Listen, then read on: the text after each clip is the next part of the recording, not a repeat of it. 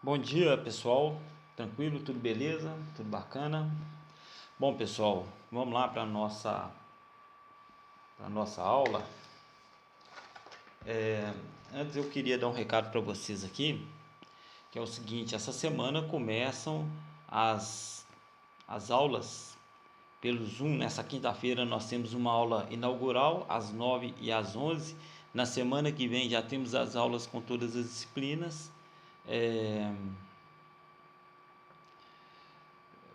Também serão enviadas para vocês as provas bimestrais. Vocês levarão essas provas, farão essas provas em casa e sem consulta, nós sabemos disso, né? Já foi amplamente divulgado, e retornarão com essas provas, me parece que no dia 15.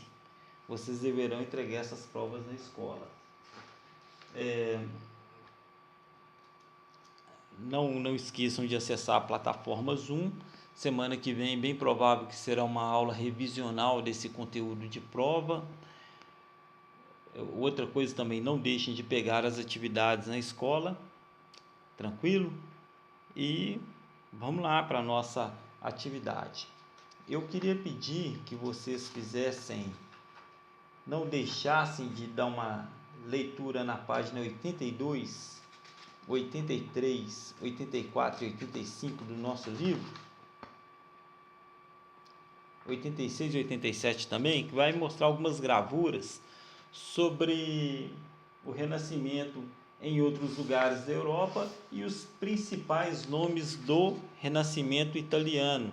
Então é importante que vocês dessem uma lida nessas gravuras, nessas personalidades que estão nessas páginas que eu citei para vocês, porque são páginas de ilustração que vai falar um pouco sobre essas gravuras e sobre esses artistas. Porque para a nossa aula de hoje nós vamos abordar da página 89 até a página 91 e vamos falar sobre o Renascimento científico. Tranquilo? Mas antes eu queria fazer uma oração, pedir ao Senhor que abençoasse a sua casa, a sua família, a sua vida. Então feche seus olhos e vamos elevar o nosso pensamento ao Senhor. Senhor Deus, Pai Todo-Poderoso, te damos graça, Pai, por tudo que Tu és, por tudo que o Senhor tem nos feito, Deus. Ó Pai, em nome de Jesus, nos direciona para o que é certo, o que é correto, o que é do Senhor. Ó Pai, que as motivações do nosso coração estejam alinhadas ao Senhor. Pai, em nome de Jesus, nos proteja e nos livre de todo mal, Pai. Guarda a nossa casa, a nossa morada, o nosso lar, as pessoas da nossa família, da nossa parentela, Deus. Em nome de Jesus, guarde livros de todo mal físico e espiritual, Senhor. Que na nossa casa, no nosso lar, haja sempre espaço para a morada e para a habitação do Senhor, Deus. Seja sempre, Pai, essa habitação, essa morada, Pai. Faça em nós morada do Senhor, em nome de Jesus, Pai. Pai, que neste período, Senhor, não venha pavor, não venha medo, mas venha certeza de que o Senhor é por nós e que com o Senhor não pereceremos e não temeremos mal algum, porque o Senhor estará sempre conosco. Em nome de Jesus. Amém. Bom, então pessoal, depois que vocês fizerem a leitura da página 89 até 91, nós vamos falar um pouco sobre o Renascimento científico. Nós vimos nas aulas anteriores sobre a questão do renascimento cultural. Agora nós vamos olhar essa nova visão da arte, o seu reflexo no campo científico. Muitas vezes se confunde o renascimento científico com o iluminismo. É um outro movimento que vocês estudarão no 8º ano e que é muito parecido e bem próximo à questão do renascimento, só que ele vai ter algumas peculiaridades, vai ter algumas diferenças, que ele vai atingir mais a questão de economia e vai ser uma questão mais ligada à questão do que é moderno, uma questão mais contemporânea. Bom,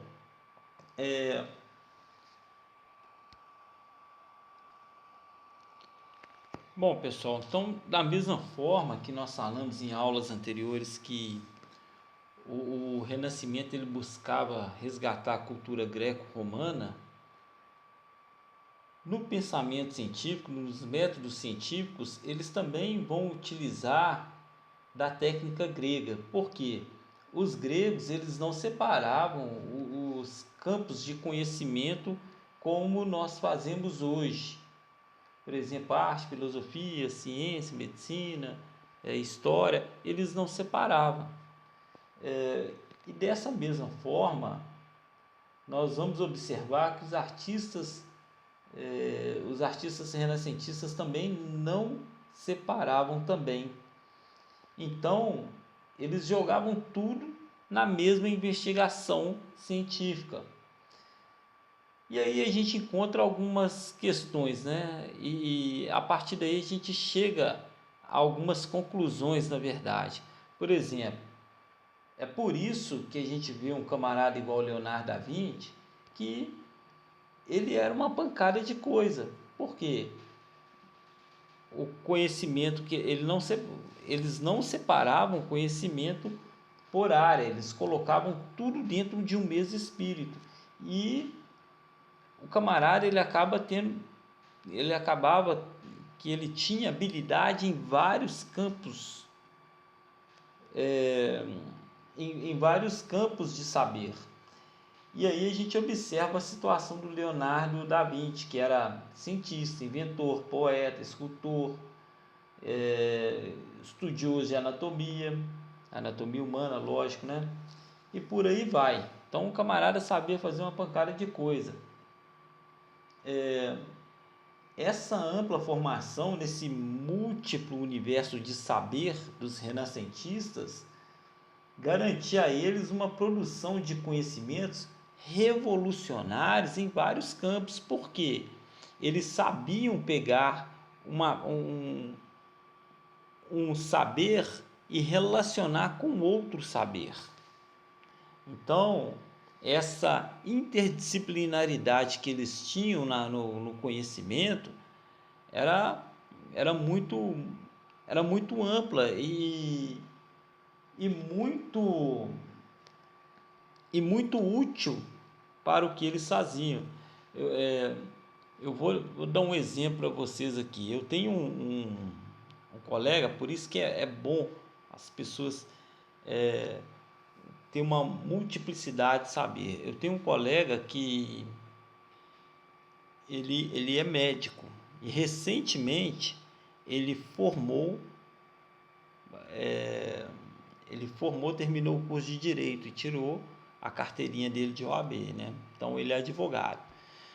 Ele está escrevendo um livro, desenvolvendo um livro sobre o direito nas ciências médicas. Olha para você ver como que um campo ele abrange o outro.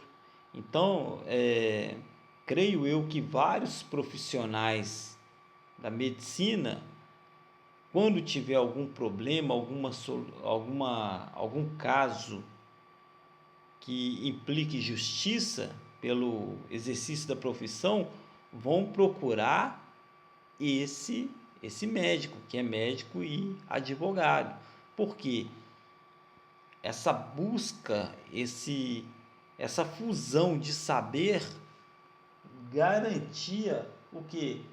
Uma pesquisa revolucionária em determinada área. Bom, isso facilitou muito o desenvolvimento de novas técnicas para investigação científica. Por exemplo, no campo da astronomia, teve na verdade assim, um aperfeiçoamento dos instrumentos de observação de astros, somado que ao conhecimento, o camarada tinha o conhecimento de astronomia, e aí ele utilizava, por exemplo,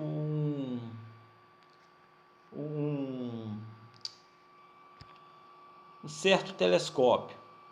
Só que ele queria aumentar a capacidade de observação desse telescópio, queria aumentar o que? O grau desse telescópio.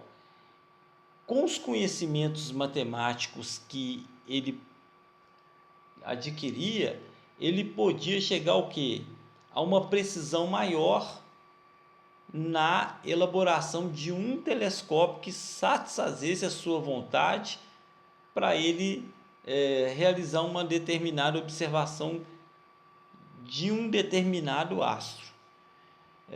Então, assim, é só uma questão de exemplo para vocês compreenderem como que esses campos eles ajudaram até no aperfeiçoamento de novos instrumentos. E aí a gente começa a observar a questão do renascimento em outras áreas. Por exemplo,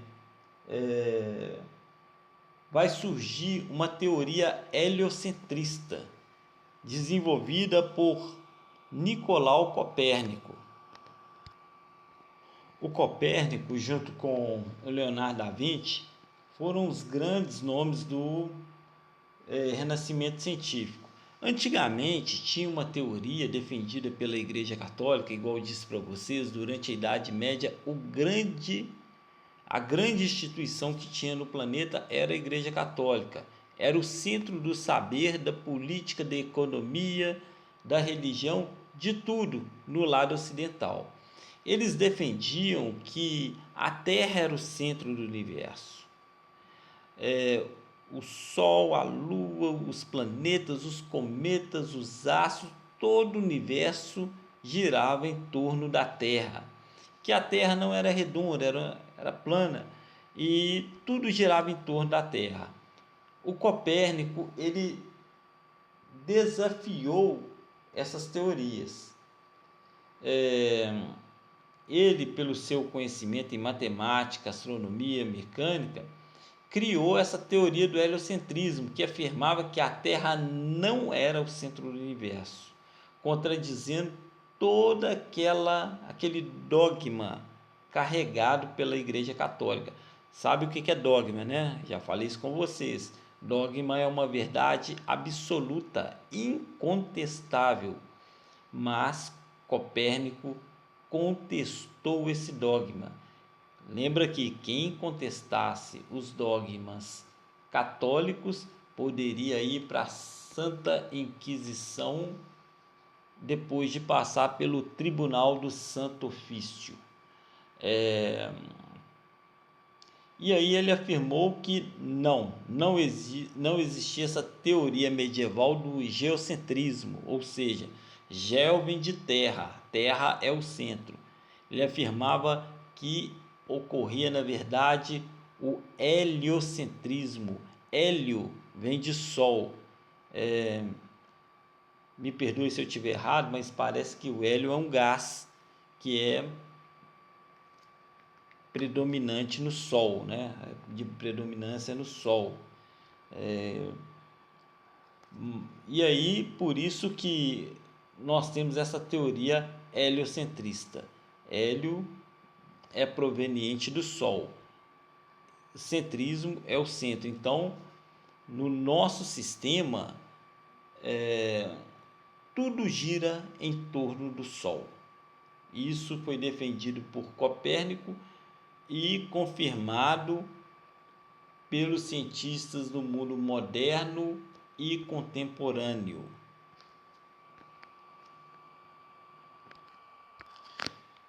O interessante é que um desses cientistas, Galileu Galilei, que viveu entre 1564 e 1642, nos estudos dele ele deu mais precisão a essa teoria heliocêntrica de Copérnico. E aí Galileu acabou desafiando a Igreja Católica, que interpretando a seu modo as escrituras, né, interpretando ao modo deles,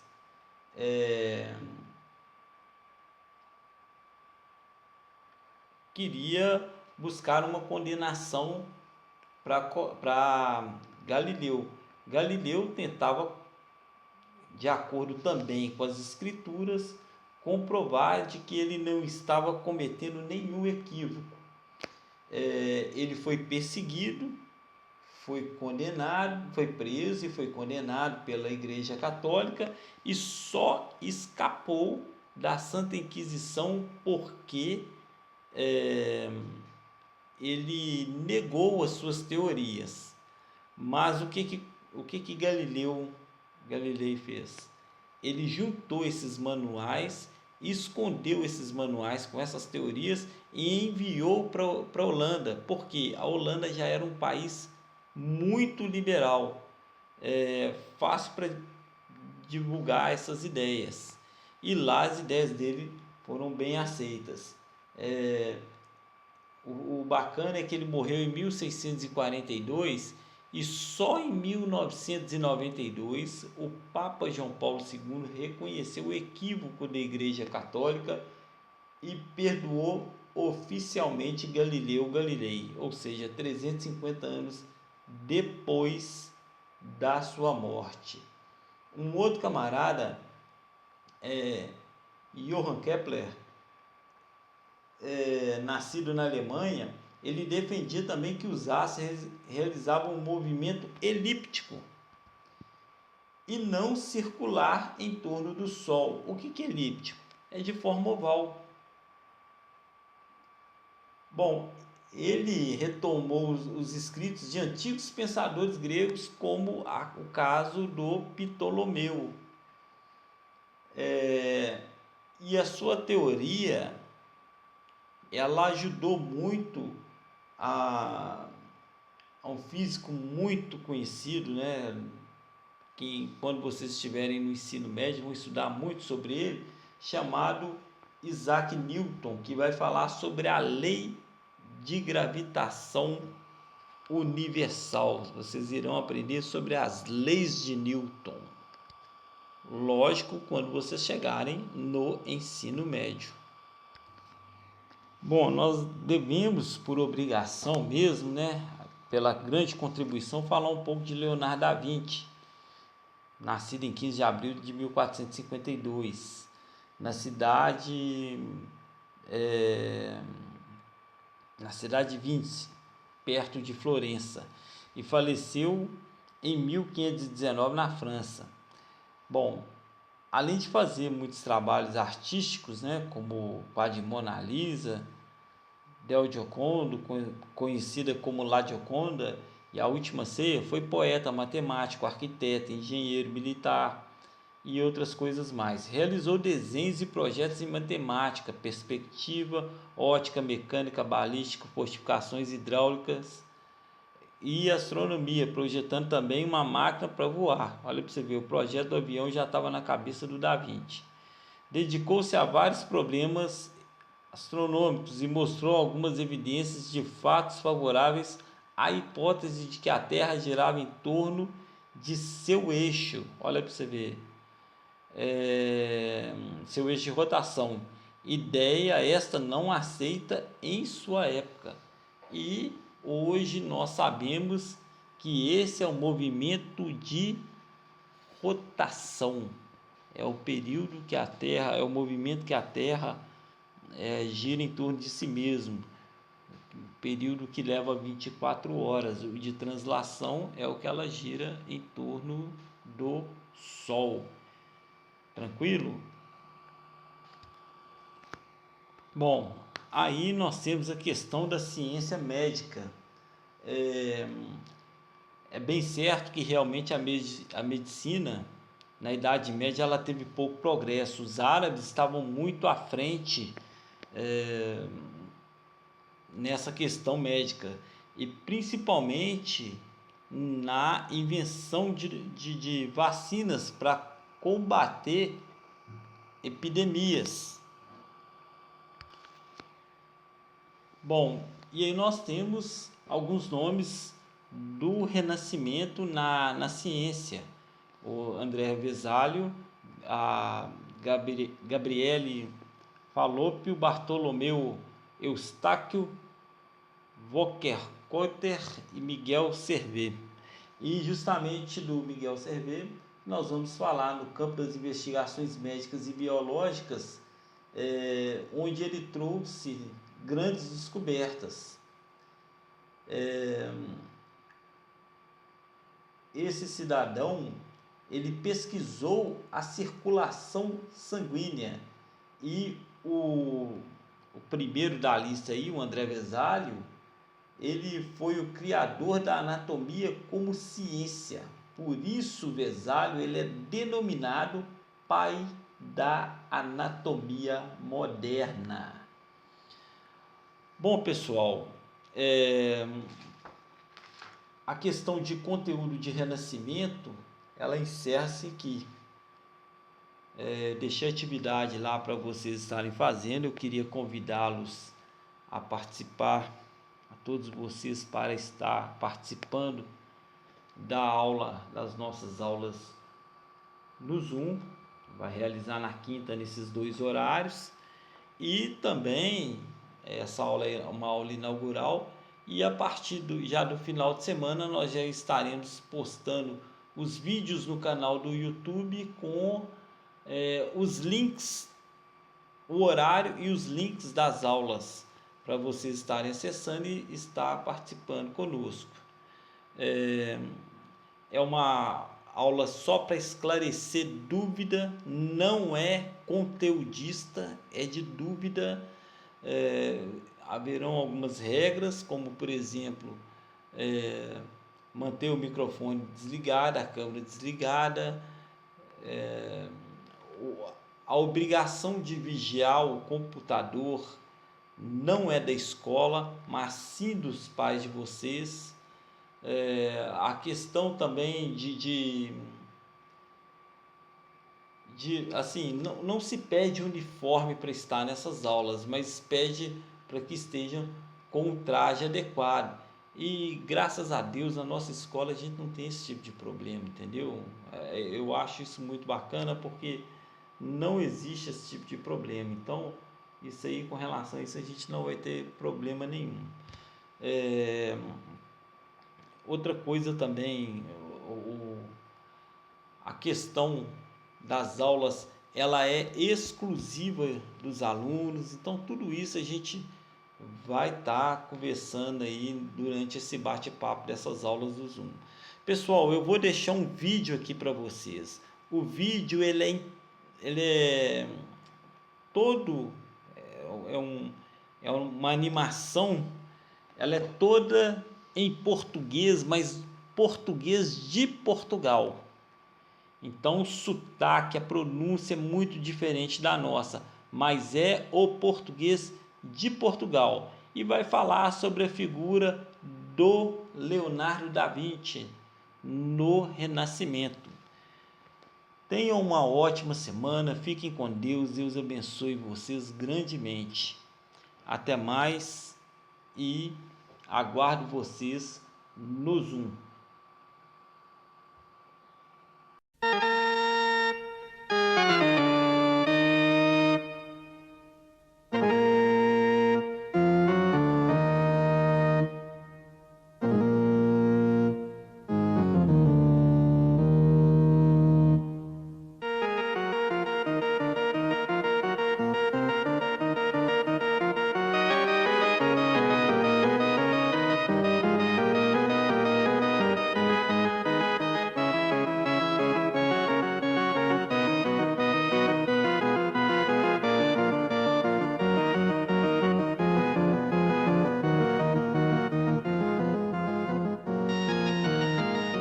Era uma vez o homem.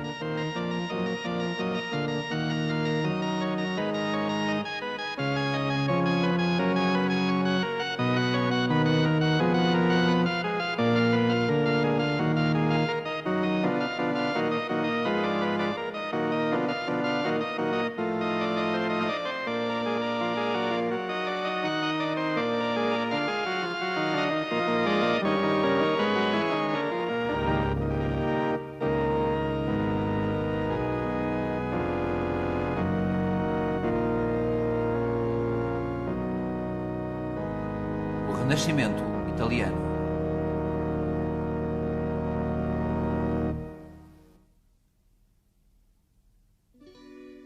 A primavera de Botticelli, símbolo do Renascimento.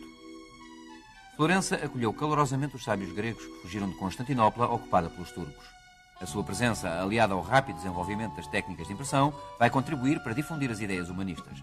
O humanismo, o ressuscitar dos textos clássicos, a única cultura permitida à exceção da teologia. Mas também desejo de independência, desejo de perfeição do homem, de afirmação da individualidade. Pois vamos redescobrir Protágoras e o homem à medida de todas as coisas. O homem como o único responsável pelo seu destino.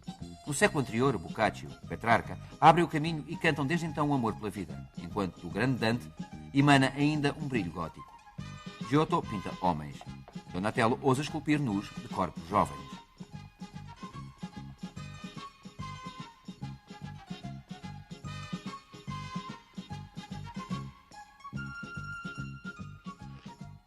Ah, cá estão vocês.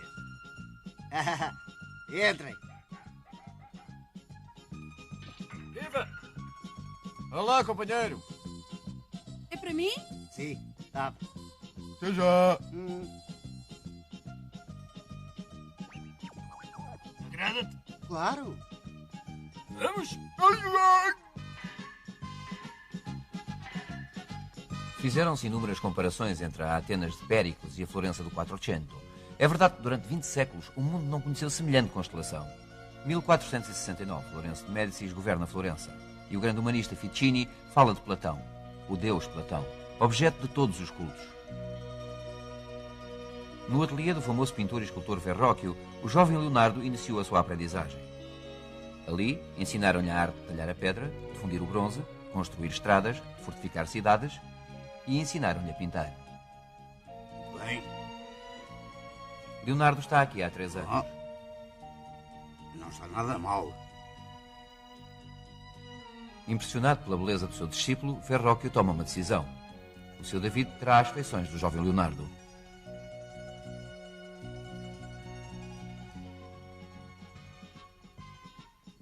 Ah, tão bonito!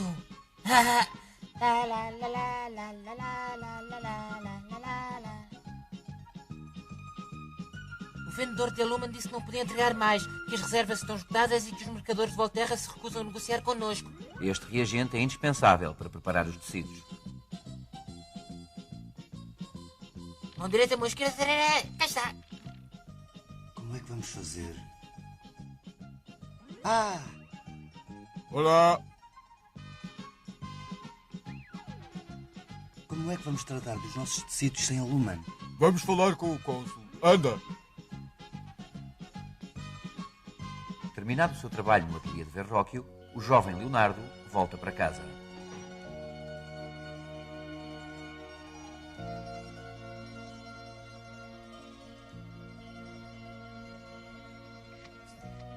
Sem perder tempo a repor energias, ele volta ao trabalho. Tal é o seu frenesim de aprender tudo, de conhecer tudo.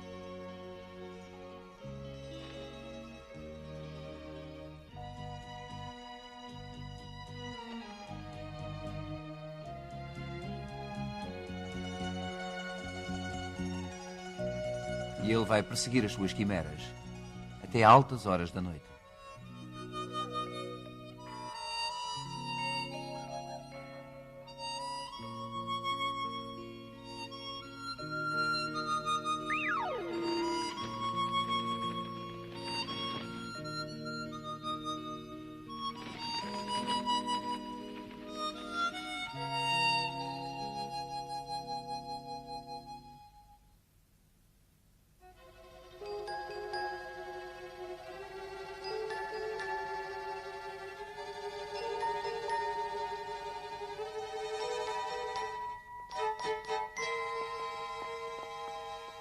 Tio, é aqui.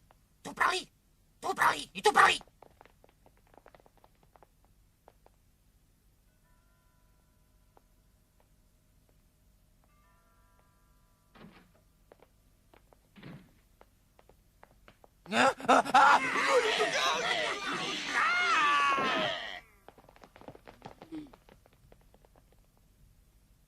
O Quattrocento incluirá ainda 7.000 revoltas, revoluções, guerras civis ou outras.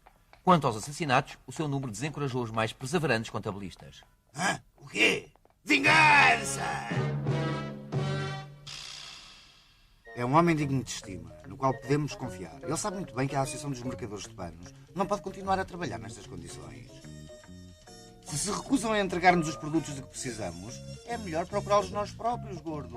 Eu sou pelo uso da força, tu sabes disso. Achas que ele vai ficar... Não podemos dar demasiada importância. Se ele não serve, substituímos-lo. Não estou de acordo contigo, gordo. É um homem de confiança. Acredita que ele sabe o que faz. Ai! 2-1. Aliás, nós pagamos impostos. Afinal de contas, não vejo porque é que as autoridades não haveriam de defender os interesses da nossa associação, não achas? Sim. Mas eu só quero ajudar-vos, meus amigos. Ah, Estou aqui para defender o nosso ofício e acreditem, serão atendidos, pois vou tomar conta do caso. Eu próprio. Ai, ai! Não, acreditem que tudo se vai resolver e Lourenço de Médicis apreciará o vosso pedido. Oh, isto é lindo.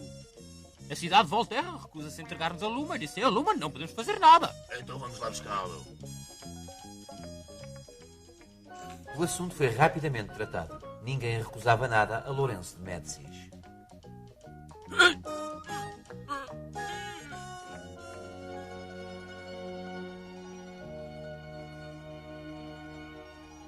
é a tua vez, Leonardo. Termina o anjo da esquerda.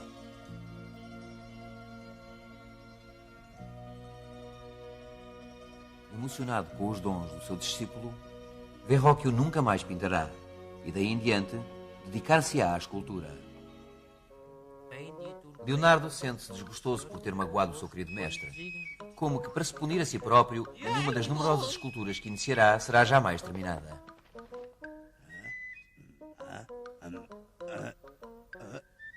Mas o que é isto?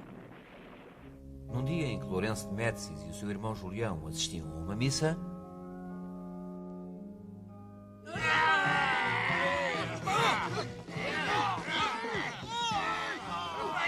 os conspiradores, pensando que a sua causa estava ganha, correram para o palácio de La Senhoria.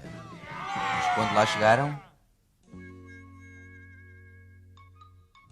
O seguinte...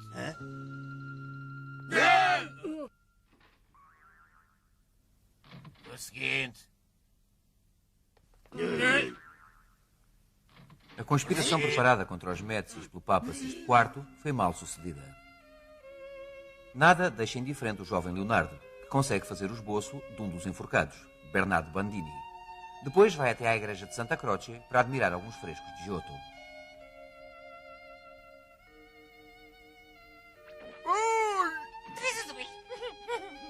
O seu amigo Botticelli está em Roma. Verrocchio, o seu querido mestre, está em Veneza por causa da sua estátua equestre de Bartolomeo Colleoni. Leonardo continua sozinho as suas pesquisas em todos os campos onde o leva a sua curiosidade. Sem vintém, ele ver-se-á constrangido a ficar sob a alçada do senhor de Milão, Ludovico Sforza. Ilustríssimo senhor, após muitas experiências, gostaria de comunicar os meus segredos a Vossa Excelência. Possuo meios de destruir qualquer cidadela ou fortaleza. Possuo também morteiros muito práticos e fáceis de transportar. Tenho numerosas máquinas para combates no mar. Posso construir carros cobertos que podem destruir as fileiras inimigas com a sua artilharia. Em tempo de paz, posso fazer um bom trabalho em arquitetura. Na pintura, creio desenvencilhar-me tão bem como qualquer outro. Se eu ao menos soubesse ler Platão, pensa Leonardo, não me tratariam como um saltimbanco.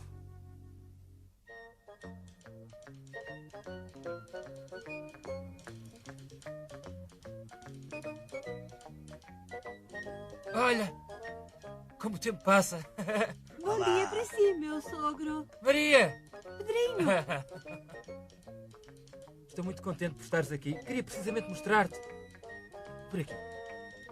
Vem. Onde? Tem de ser feito agora! Vá! Vê lá para onde é que anda. 4-2! Oh, mulheres, vós provocais Deus com as vossas extravagâncias, os vossos vestidos, os vossos decotes e com as pinturas que cobrem os vossos rostos. Arrependei-vos!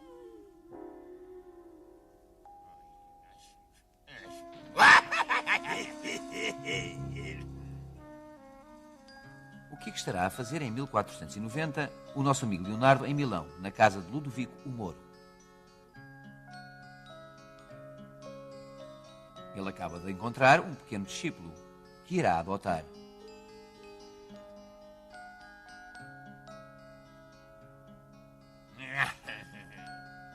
A tua casa é por ali? Esta criança só lhe vai dar alegrias. Livros! Dos seus projetos, poucos foram concluídos, exceto o retrato de Cecília d'Alerani e o retrato de um músico. No entanto, há um projeto grandioso, uma colossal estátua equestre de Francisco Sforza. Mas antes de o iniciar, ele quer escrever um tratado sobre o cavalo e sobre as diversas formas de fundir o bronze. Entretanto, ocupa-se com o canto, a dança e os trajes palacianos. Depressa, vai buscá-lo. Sim, senhor. Meu senhor chama-vos, ele está a morrer. Em 1492, Lourenço o Magnífico morre sem a absolvição de Savonarola, que vai conhecer a sua apoteose. Venham! Olha ali ao fundo! Passa para cá o dinheiro. A casa, revistem-na!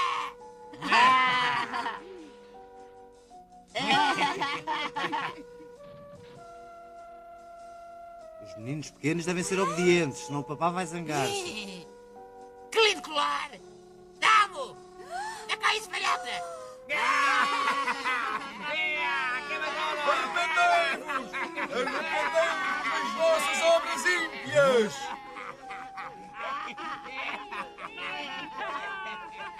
Não, este quadro não, é tão bonito.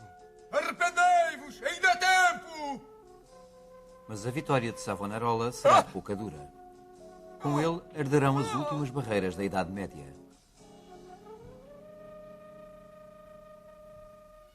Nesse mesmo ano, em 1498, Vasco da Gama descobre o caminho marítimo para a Índia. 6 anos antes, em 1492, o mesmo ano em que Lourenço de Médicis desaparece, os reis católicos acabam a reconquista de Espanha. O seu emissário, Cristóvão Colombo, descobre a América. Alexandre Borgia recebe a tiara pontifícia. Em França, começa a construção do castelo de Amboise, onde um dia morrerá Leonardo da Vinci.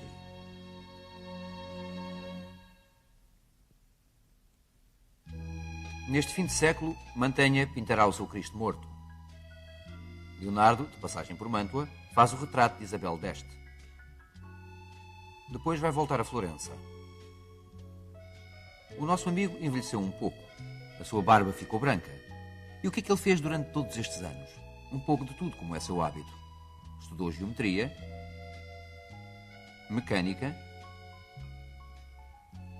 a gravidade, a reflexão da luz, os tiares, hidráulica, rolamentos de esferas, pictogramas e muitas outras coisas. É fácil tornar-se universal, disse um dia Leonardo num momento de orgulho. Da Vinci instalou-se no mosteiro de Sant'Ana para executar uma tela que acabam de lhe encomendar. As suas obras evidenciam-se. Nomeado arquiteto-chefe por César Borgia, Leonardo elabora planos e inspeciona os trabalhos. Aqui nivelamos e ali levantamos a fortaleza. Assim situada, ela será inexpugnável. O mestre tornou-se um homem importante quando regressa à Florença em 1503. É o seu antigo colega Di Credi que dirige agora o ateliê de Verrocchio. Nesse mesmo ano, a Universidade de Ferrara vai conceder o diploma a um jovem estudante polaco, Nicolau Copérnico. Leonardo da Vinci trabalha naquele que será, sem dúvida, um grande quadro. A Batalha de Anghiari. É verdade. Vai ser uma composição grandiosa. Batalhas, cavalos... Oh, sim. Ai! 4-3. Ai! Não, 4-4.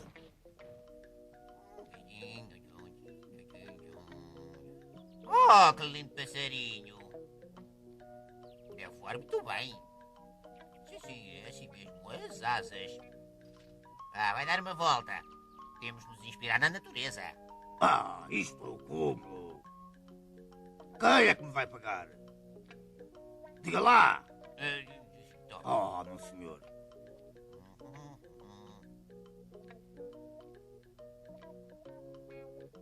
Ei-os! Ataca os falos em pedaços! Vá lá, fales em pedaços aqueles dois. Não percas Vá, tempo, mostra-lhes o que despacha-te. sabes! Vá lá, vá lá!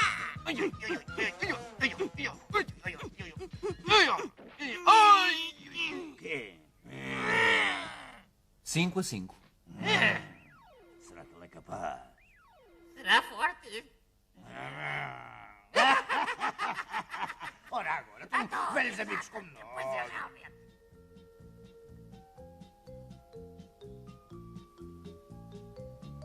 Mestre, o vosso projeto. Eu vou mostrá-lo, meu amigo. Ah! Onde vai pintar este fresco? Nesta parede. O quê? Então e o meu projeto? Onde é que fica o meu projeto no meio disto tudo? Esta parede é mais bem iluminada e eu também a quero! Seu Já velho calaste, marreta! velho! Então, senhores, não se exaltem tanto, nós vamos ver. É um prazer reencontrar-te, velho amigo. Vamos festejar e beber a amizade. Vendemos? Sim. Ah! 6-5. Não, empate. Da Vinci e Di Credi, que passavam por lá, vão dar uma ideia a um pintor muito jovem, Rafael. Com Botticelli, eles fazem parte da comissão que deve decidir quanto à localização da estátua de David, a última obra do jovem Miguel Ângelo. Eu acho que deve ficar aqui. Não lhe toque! Eu Não lhe toco faço, se me você não apetecer, percebe ouviu? nada de Ai, escultura. ai, ai. Também daqui a 2 anos ninguém se lembra desta estátua. Ai, a boca, a boca. O que é que eu faço? Ai, a cara não está mal, mas a boca. Ai, Jesus.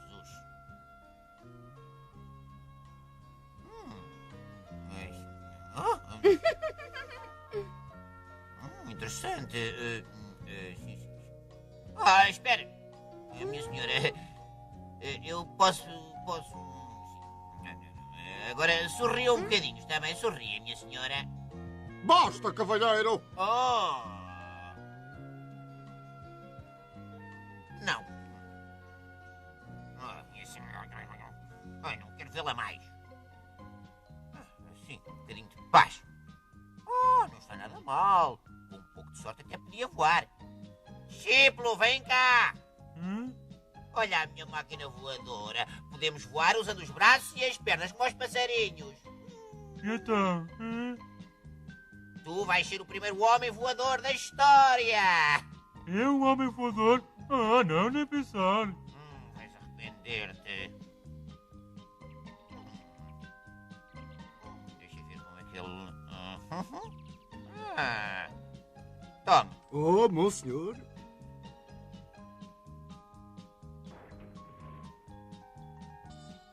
Desastrado, vai-te embora! Preciso de um voluntário para fazer voar a minha máquina. É assim, é preciso pedalar para acionar as asas. Eu sou voluntário. Eu também, não vai encontrar melhor para pedalar. Isto é embaraçoso. Bom, está bem, venham os dois. Uma vez lá em cima só é preciso saltar e Vais depois... voar tu? Ah. É alto. Não me digas que tens medo. Eu não tenho medo. Não, tu és demasiado pesado. Não é pesado, é corda. Eu avisei-te.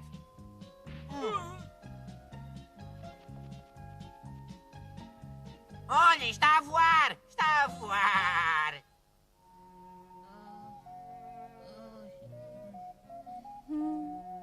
Ah, mas esse sorriso é o meu sorriso!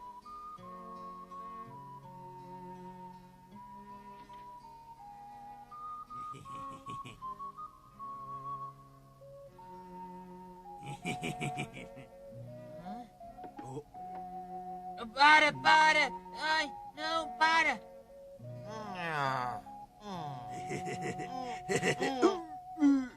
Um dia, no Val do Arno, o mestre, de espírito sempre aberto, está intrigado. A Bíblia diz que os fósseis foram depositados nas montanhas pelas águas do dilúvio.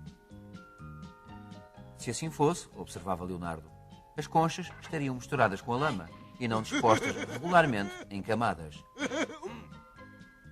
Escavemos ao longo da ribanceira. Porém, causam um dogma. Em Espanha, na mesma época, é-se queimado por menos do que isso. Sim, é o que eu pensava. Com uma disposição destas, a teoria deles não pode estar correta. Toma, apanha!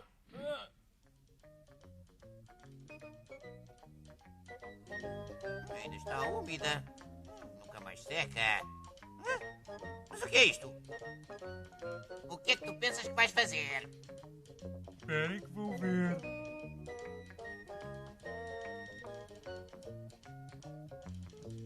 Oh! Foi para conseguir este belo resultado que exigiu a melhor parede? O quê?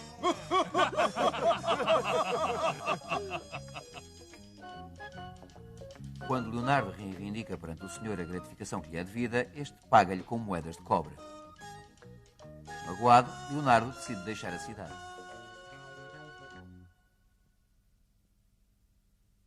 Em 1506, em Roma, Bramante começa a nova Basílica de São Pedro. Estas obras vão durar 100 anos. Em 1508, Miguel Ângelo inicia o teto da Capela Sistina. Quanto ao nosso amigo Leonardo, Os meus argumentos devem vir mais da experiência do que das palavras de outros. diz ele. Assim sendo, ele experimenta diversos instrumentos musicais, tambor mecânico, estuda geometria, mecanismos diversos, engrenagens, mecanismos de relojoaria e tantas outras coisas. 1510 é o ano em que Copérnico resolve esperar não 9 anos como Pitágoras, mas sim 4 vezes 9 anos antes de publicar o seu tratado sobre a revolução das esferas celestes. Leonardo é um precursor da anatomia e de tudo aquilo para que seja impelido pela sua curiosidade insaciável. O paraquedas, depois a bicicleta, movida por uma roda dentada, com corrente. Terão de passar 4 séculos antes que se veja uma semelhante. Leonardo escreve também um tratado de pintura. E quando tem ocasião para isso, pinta. Ainda não é isto. Ai, bolas.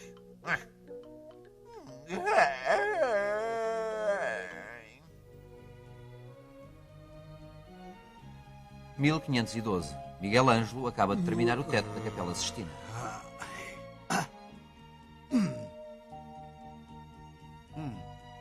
Sim, pode ser. Rafael mostra ao seu mestre Leonardo uma das suas últimas composições. Está a ver, Platão, aqui? É o mestre. Serviu-me de modelo. Bramante trabalha em São Pedro. Quanto a Da Vinci, faz o seu autorretrato.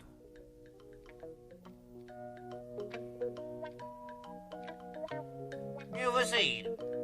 Quero que vá consigo. Não, Pedro! Sim. Espera, vais ver.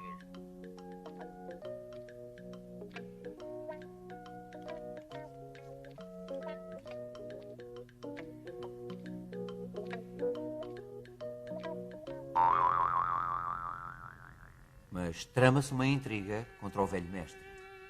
Eu vi-o profanar cadáveres. Tê-lo eu visto profanar cadáveres. Oh! Viram-no a profanar cadáveres.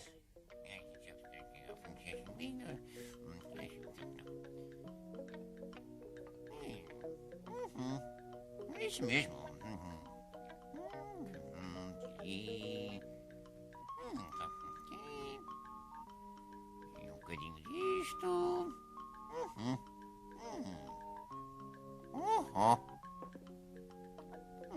Prepara estranhas misturas. Viu com os meus olhos.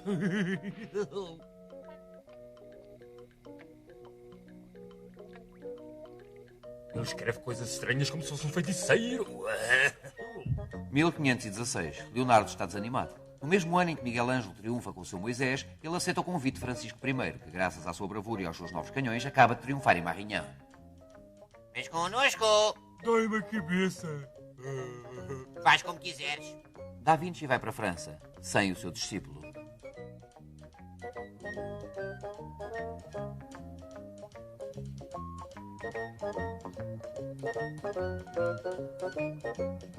Quero este quadro. Sua Majestade, o rei deseja adquirir a Gioconda. Não, nem pense nisso. A Gioconda não está à venda. Transmito a Sua Majestade, está bem? Sua Majestade não ficará contente. Não, nem pense dizer que é isso. Oh, Majestade, então, ai.